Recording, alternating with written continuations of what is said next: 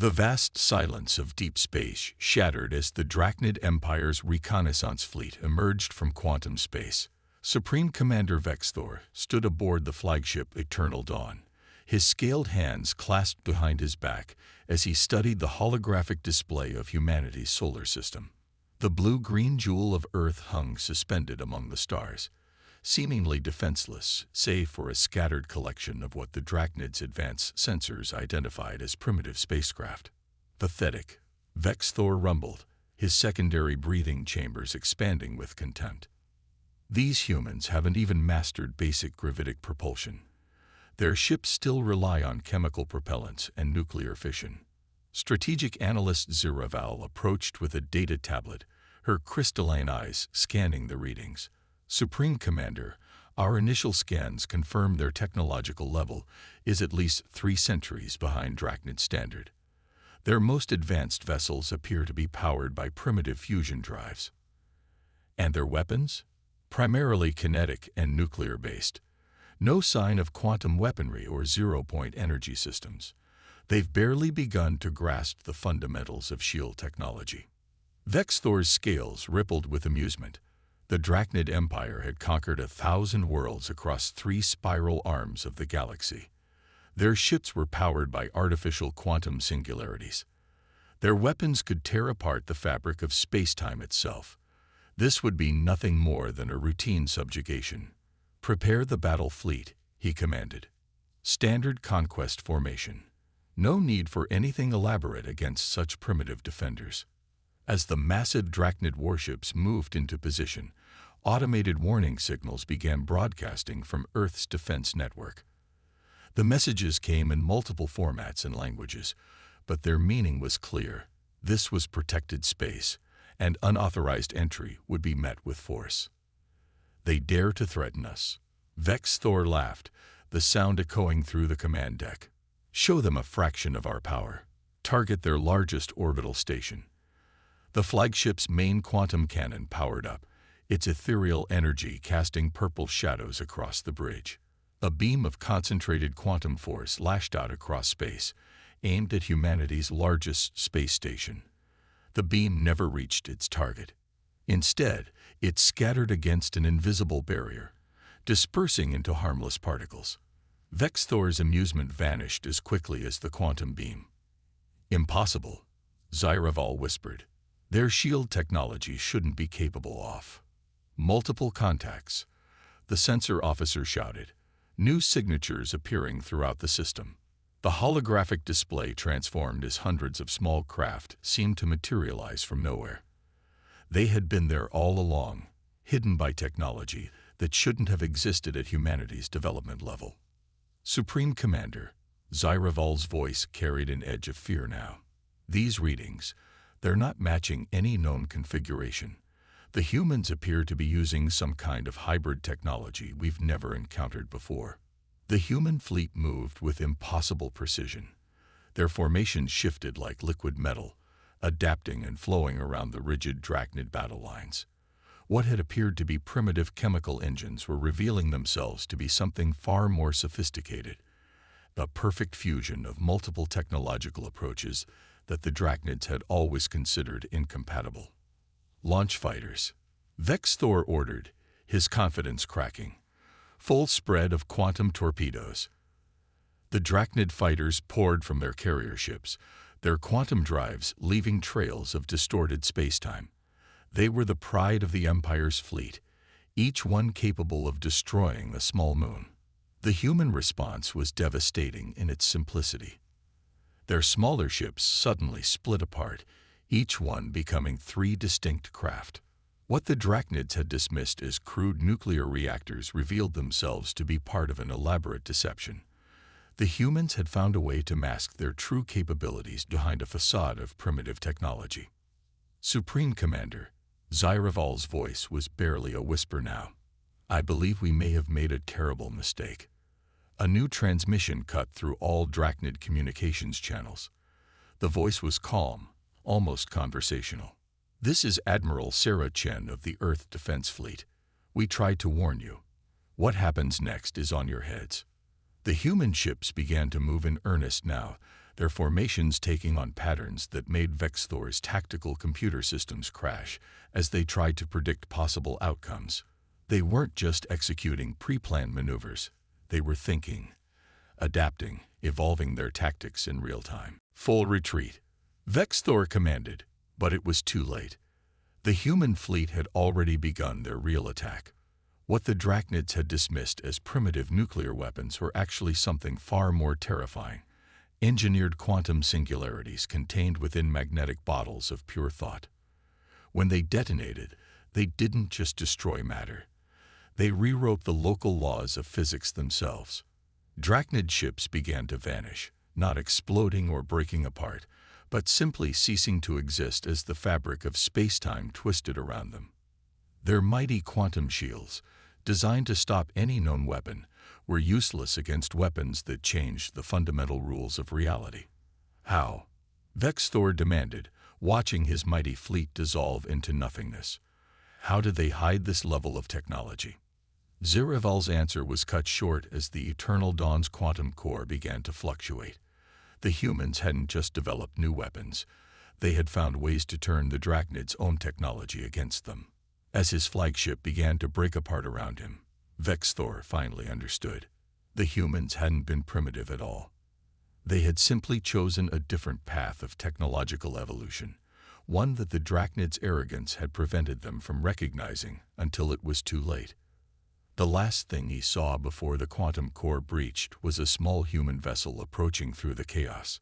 Its hull bore the painted image of an ancient earth creature, a honey badger. Though Vexthor didn't know this, below it was written a phrase in simple Earth English. "We don't start fights. We finish them." Then the Eternal Dawn vanished into quantum foam, taking with it the Drachnid Empire's illusions about their own superiority. In the space of a single battle, humanity had not just defended itself, it had changed the galaxy forever. The few surviving Drachnid ships fled back to their empire, carrying with them a message that would echo through the cosmos. Earth was not to be trifled with. Humanity had masked its true nature behind a carefully constructed facade of primitive technology, waiting for the day some arrogant power would mistake them for easy prey. That day had come, and the Drachnids had learned what so many would come to understand in the years that followed. Sometimes the most dangerous predator is the one that doesn't look dangerous at all. The surviving Drachnid ships limped through quantum space, their once pristine hulls scarred by weapons that shouldn't have existed. Aboard the support vessel Twilight Seeker, First Observer Kaylin frantically analyzed combat data from the disastrous Earth encounter. Her research pod was littered with holographic displays, showing fragments of the battle from every conceivable angle. "It doesn't make sense," she muttered, her crystalline scales flickering with frustrated patterns. "Their technology isn't just advanced, it's impossible." The door to her pod slid open, admitting Fleet Tactician Myrdeth. The veteran warrior's usual confident stride was gone, replaced by a cautious shuffle that spoke volumes about how thoroughly the humans had shaken the Drachnid military's confidence. "High Command wants answers," Myrdeth said without preamble. "How did we miss this? Our pre-invasion scans showed primitive fusion drives, basic projectile weapons, and early shield technology." Kaylin gestured to one of her displays, showing a human vessel seemingly dissolving and reforming during combat. "Because we were looking for the wrong things. We searched for technology that followed our understanding of physical progression. The humans," she paused, searching for the right words. "The humans took a different path entirely." The display shifted to show multiple angles of the same human ship. What had appeared to be crude nuclear reactors were actually quantum manipulation engines disguised to emit radiation patterns matching primitive technology. Their seemingly primitive projectile weapons contained microscopic singularities that altered local spacetime. "Look here," Kaylin highlighted a section showing human fighters engaging Drachnid vessels. "Their ships aren't controlled by traditional AIs, or even living pilots. They've developed some kind of hybrid consciousness, part organic, part digital, part quantum. Every vessel in their fleet thinks and adapts as part of a larger whole." Myrdeth's secondary hearts skipped a beat as he watched the footage. The human ships moved with impossible precision, anticipating Drachnid maneuvers before they began. What had looked like random chaos during the battle now revealed itself as an intricate dance of death, with every human vessel playing its part in a greater strategy. They let us think they were primitive, he realized. Every scan we made, every probe we sent, they were feeding us exactly what we expected to see. It's worse than that. Kalen brought up new data streams. Remember those outdated communication satellites we detected? They weren't for communication at all. They were nodes in a vast quantum entanglement network. The humans don't need to transmit orders. Their entire fleet operates as a single organism, sharing information instantly across any distance. The tactical implications made Meredith's scales pale. The Drachnid Empire had always relied on its technological superiority, but the humans had made that advantage meaningless. They hadn't just developed new weapons, they had fundamentally reimagined the nature of warfare itself. A new alert flashed across Kalen's displays. She froze, her primary heart nearly stopping as she processed the incoming data. They're following us. Impossible. Meredith snapped. We're in quantum space. They can't track. They are. Kalen's voice trembled as she expanded the sensor readings. Those quantum singularities they used as weapons. They didn't just destroy our ships. They created quantum entanglement markers. Every vessel that survived the battle is leaving a trail they can follow. As if to confirm her words, alarms began blaring throughout the Twilight Seeker. Human vessels were emerging from quantum space around them, ships that somehow looked even more alien now that their true nature was revealed. Gone was the pretense of primitive technology. These vessels rippled with energy that defied physical laws, their hulls seamlessly shifting between states of matter. This isn't a retreat, Meredith realized with growing horror. They're hurting us. The human ships didn't immediately attack. Instead, they took up formation around the surviving Drachnid vessels, maintaining a precise distance that Kalen's instruments indicated was mathematically perfect to 12 decimal places, a transmission cut through all frequencies. This is Admiral Chen again. We could destroy you, but that would be wasteful. Instead, you're going to deliver a message for us. Your empire needs to understand something fundamental about humanity. The human ships began to pulse with energy that made Kalen's instruments spiral into nonsense. Reality itself seemed to bend around them as they demonstrated capabilities that went beyond mere technological superiority. We didn't develop technology to dominate. Chen's voice continued, calm and almost educational in tone. We developed it to survive. Every advancement we made came from necessity, not conquest, and necessity has made us very, very good at adapting. One of the human vessels approached closer, its hull now transparent enough to reveal technology that seemed to blur the line between machine and living tissue. Quantum computers merged seamlessly with biological processors, creating systems that thought in ways no Drachnid eye could comprehend. Your empire has spent millennia perfecting a single path of technological evolution, Chen explained. We explored thousands. While you were mastering quantum drives, we were learning to fold space. While you were developing energy shields, we were learning to phase shift matter itself. You see our technology as impossible because you never imagined there could be different ways to achieve the same goals. The message was clear. Humanity hadn't just matched Drachnid technology. They had transcended it entirely. Their apparent primitive state had been a carefully maintained facade, hiding capabilities that redefined what was possible. Go home, Chen concluded. Tell your empire what you've seen here. And remember, what you've witnessed isn't even close to our full capabilities. We're still holding back because we believe in peace. Don't make us show you what we can do when we stop believing in it. The human ships vanished, not through quantum drives or any recognizable form of propulsion, but by simply ceasing to exist in normal spacetime. They left behind a galaxy forever changed by the revelation that humanity's greatest weapon wasn't their technology. It was their ability to reimagine what technology could be. On the Twilight Seeker, Kalen and Meredith stood in stunned silence, knowing they would spend the rest of their lives trying to understand what they had witnessed. The humans hadn't just defeated them. They had opened their eyes to possibilities they had never imagined existed. High Command Chamber of the Drachnid Empire blazed with holographic displays showing the devastating defeat of their fleet. Supreme Archon Zextal, ruler of 1,000 star systems, watched in uncharacteristic silence as the footage of human vessels phasing through supposedly impenetrable shields played again and again. "Impossible," muttered one of the high commanders, their scaled form trembling despite their military discipline. "Our quantum shields were designed to be absolute. Nothing could." "Yet they did," interrupted Kalen, standing before the assembled leadership. The first observer had aged years in the days since their encounter with humanity. What we witnessed wasn't just advanced technology. It was an entirely different approach to physical laws themselves. The chamber's atmospheric processors struggled to keep up with the agitated breathing of dozens of senior Drachnid officials. On the main display, footage showed human ships literally bending reality around them, their hulls shifting between states of matter that shouldn't have been able to coexist.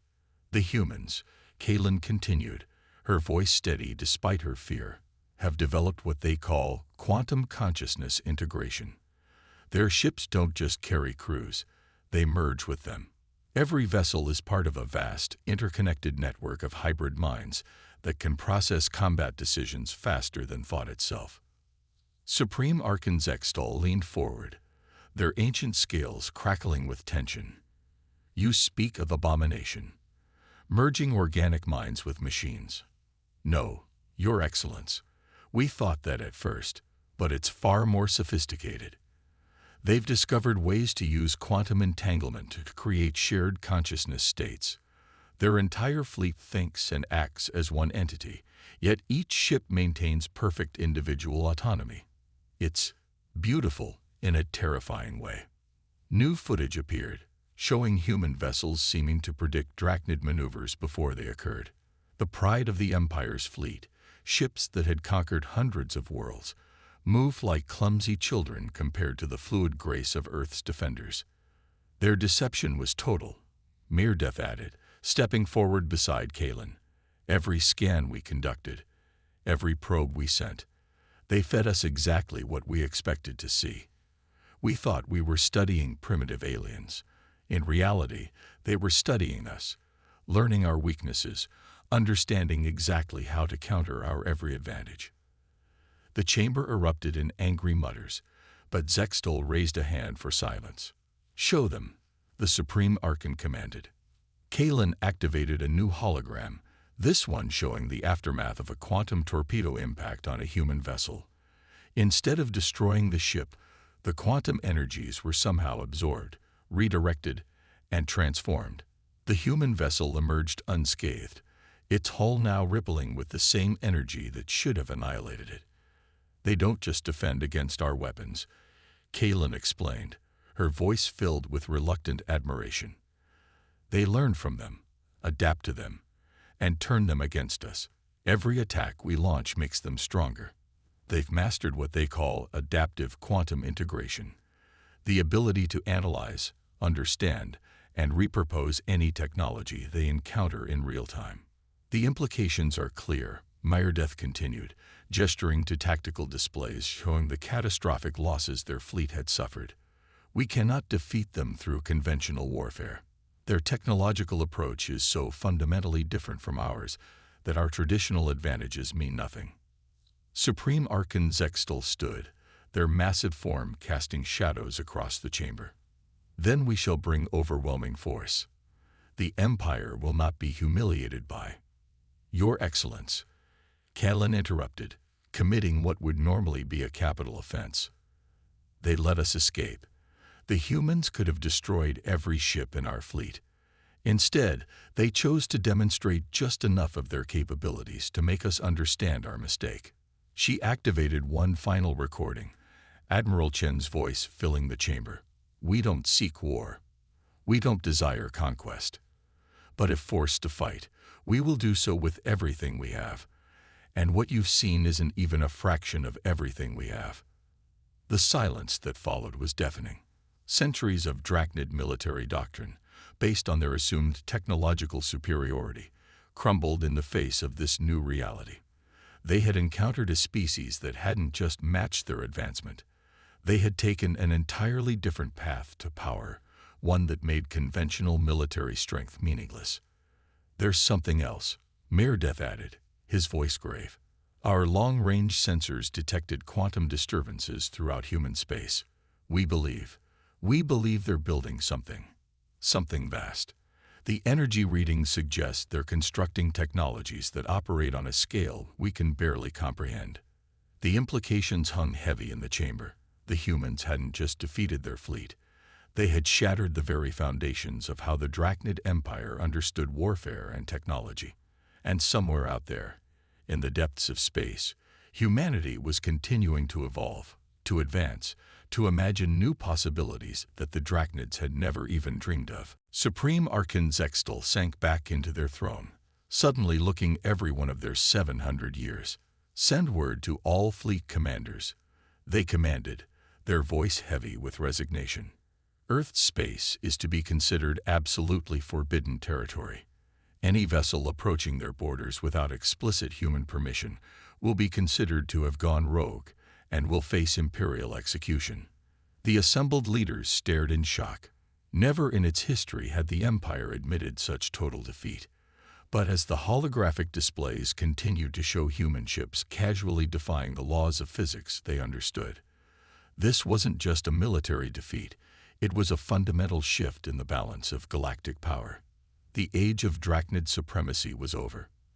The era of humanity had begun. Word spread through the galaxy like quantum fire. In the great trading hubs and diplomatic stations of 100 species, the same recordings played again and again.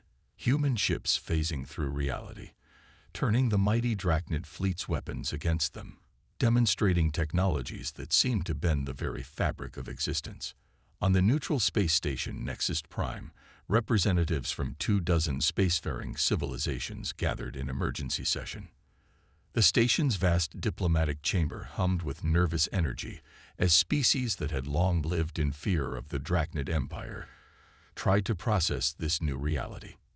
Ambassador Lyra of the Centauri Confederation, her bioluminescent form pulsing with excitement, addressed the assembly. The humans didn't just defeat the Drachnids, they rendered their entire technological base obsolete. Every quantum shield, every singularity weapon, every FTL drive we've developed following the Drachnid model, all of it meaningless against humanity's approach. The chamber's holographic displays showed analysis of the battle, focusing on the moment human vessels had absorbed and redirected quantum torpedo strikes.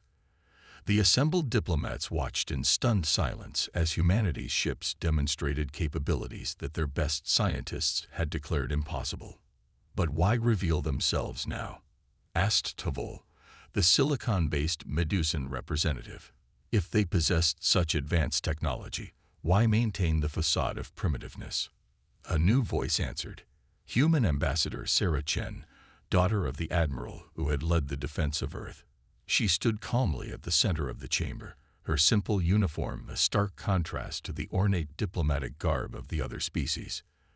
"Because we didn't want this," she gestured to the nervous assembly. "We didn't want to disrupt the galaxy's balance of power. We were content to develop in our own way, at our own pace. The Drachnids forced our hand." The displays shifted to show new images, vast structures taking shape in human space, installations that defied conventional understanding of physics and engineering. The assembled diplomats murmured in a mixture of awe and fear. "What you're seeing," Chen continued, "is just the beginning. For centuries, we've been developing technologies that don't just work within the universe's laws, they work with them. While other species fought to dominate nature, we learned to partner with it." She activated a personal projector, showing a miniature representation of what looked like a solar system, but twisted and folded in impossible ways. "This is our first public project, what we call a quantum-folded space dock. It exists simultaneously in multiple dimensions, allowing us to construct and launch ships that can traverse not just space, but reality itself." The Drachnid representative, recently appointed after the previous one's resignation, spoke up. "You speak of abominations against nature." Chen smiled, but there was steel in her expression. "We speak of evolution. The universe isn't a resource to be conquered. It's a partner to be understood. Your empire's mistake wasn't just attacking us. It was assuming that your path of technological development was the only valid one."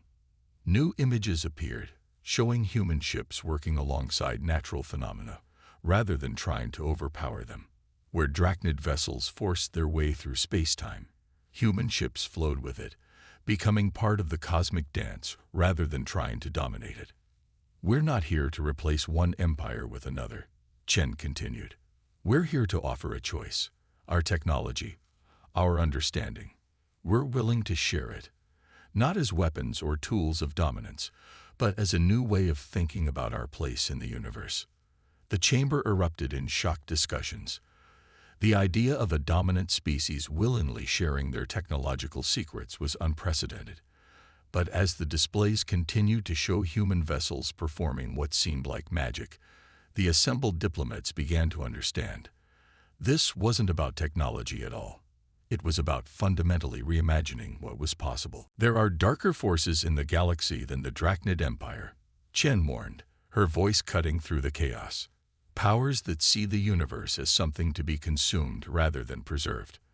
We held back our true capabilities because we hoped they would never be needed. Now that they've been revealed, we have a responsibility to ensure they're used wisely." She gestured, and the holographic displays showed something new. Vast networks of quantum-entangled sensors spreading throughout the galaxy, capable of detecting and analyzing threats across thousands of light years. The humans hadn't just been hiding their technology. They'd been quietly preparing to defend not just themselves, but all of civilization. "The age of imperial dominance is ending," Chen declared. "We offer instead an age of cooperation, of shared discovery, of learning to work with the fundamental forces of reality rather than against them. The choice is yours. Continue down the path of technological conquest, or join us in exploring possibilities you've never imagined." As the diplomatic chamber filled with urgent discussions and debates, the truth became clear. Humanity hadn't just changed the balance of military power. They had introduced an entirely new way of thinking about civilization's relationship with the cosmos itself. The galaxy would never be the same, and perhaps that had been humanity's plan all along. 10 years after the Drachnid encounter, the galaxy had transformed in ways no one could have predicted. The great quantum confluence station hung in space like a dream made real, its crystalline structures existing partially in multiple dimensions. Here, representatives from hundreds of species gathered to learn humanity's approach to science and civilization. Former Supreme Commander Vexthor, now a student rather than a conqueror, watched human children playing in the station's quantum gardens. Their laughter echoed through spaces that bent reality itself, their games incorporating concepts that would have once been considered advanced physics. "Still struggling to understand?" asked Admiral Chen, approaching with the same calm confidence she had shown during their first encounter. Time had added silver to her hair, but her eyes remained sharp as ever. "Understanding isn't the challenge anymore," Vexthor replied, his once proud military bearing replaced by scholarly humility. "It's accepting how blind we were. We thought technology was about power, forcing the universe to obey our will. And now," he gestured to where human scientists worked alongside teams from dozens of species, their collaborative efforts producing innovations that would have seemed impossible a decade ago. "Now we understand that true power comes from harmony, not dominance." The station's quantum displays showed the progress of what humans called the Great Integration. Vast networks of consciousness-linked systems that allowed species to share not just information, but understanding.